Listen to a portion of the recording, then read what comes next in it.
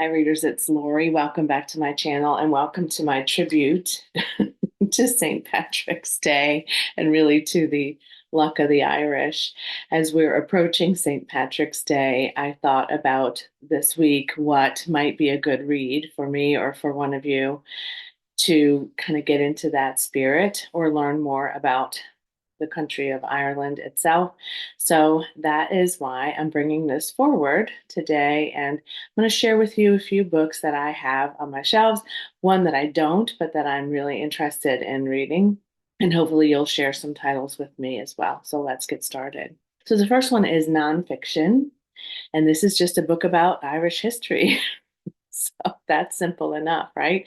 I've had this for a while. I have just loved this cover.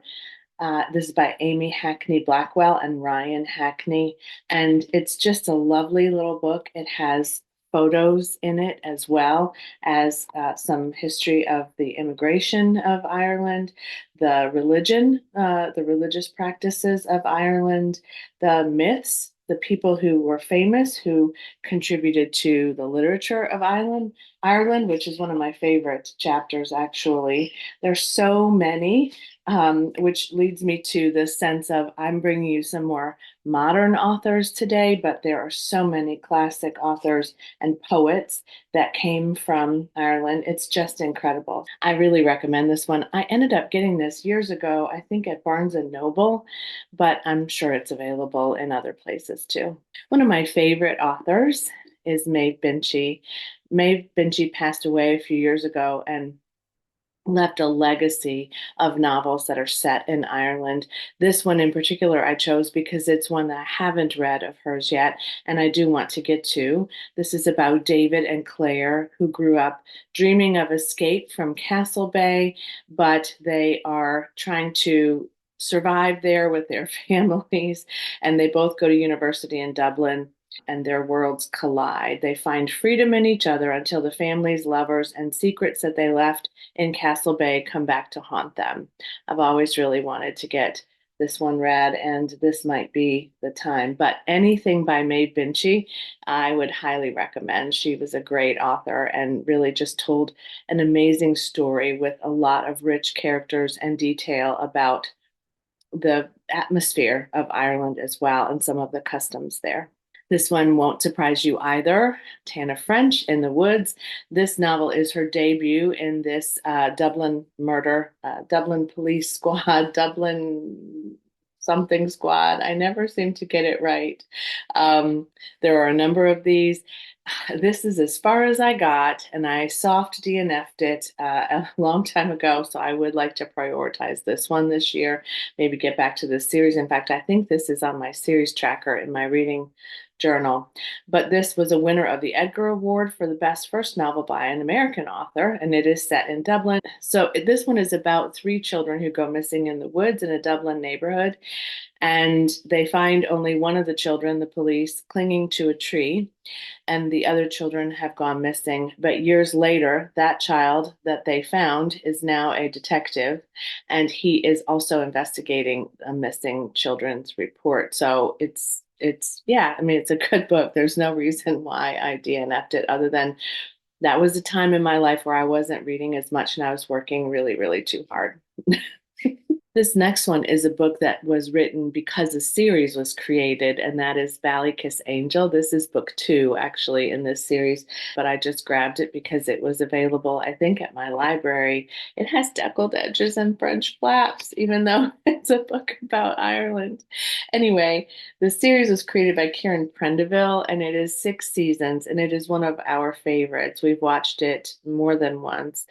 It is currently streaming on BritBox, but I can get it on my Hoopla, so it's very possible that you can get it through your library streaming services as well, maybe even Canopy. I didn't check Canopy, but this follows a priest who comes to this town of Ballykiss Angel in Ireland, and he's a young priest and kind of not what the town expected. So there's some adjustment there.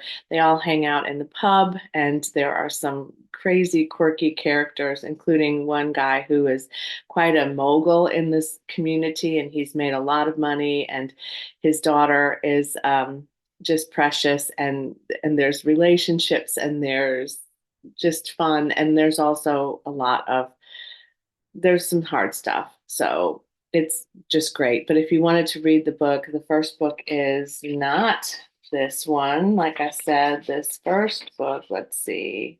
This was written by Hugh Miller, who was actually born in Scotland. But that's okay. But I will pop in if I can figure out which book was the first one. It might be fun for me to read and then rewatch. This one I've had for a year because I got it last year when it was featured for the book prize, women's book prize, I think, and then maybe another one as well. This is a story set in Ireland, obviously, also a family who owns a pub, and this girl, Kushla, works in the pub and teaches during the day, and she meets Michael Agnew, who's a barrister, a lawyer. He's married, and so they end up having a relationship, she and Michael, and then some things happen in Ireland that are historical events, and their relationship is changed by their beliefs in one sort of party or one side versus the other. It sounds great. It's quick. I don't know why I haven't gotten to it. This may be the one I pick up. And then this is quite a complicated one, The Elephant of Belfast by S. Kirk Walsh. We've had this for a while as well. We purchased it when we were traveling, so it came out in 2021. And I've never read anything by this author, but this is set in Belfast in October 1940, and a zookeeper who's only 20 arrives in the city to meet a new charge, which is an orphaned 3-year-old elephant, Indian elephant named Violet.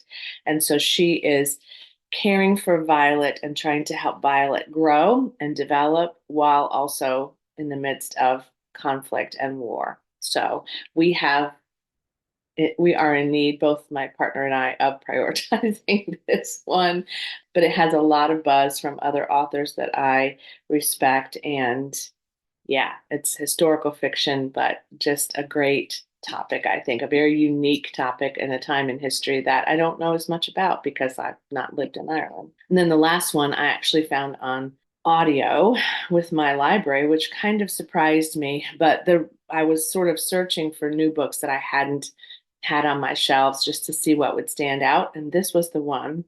This book is called When All Is Said, and it has gotten a lot of rave reviews. So this one is set in a small Irish town at a bar.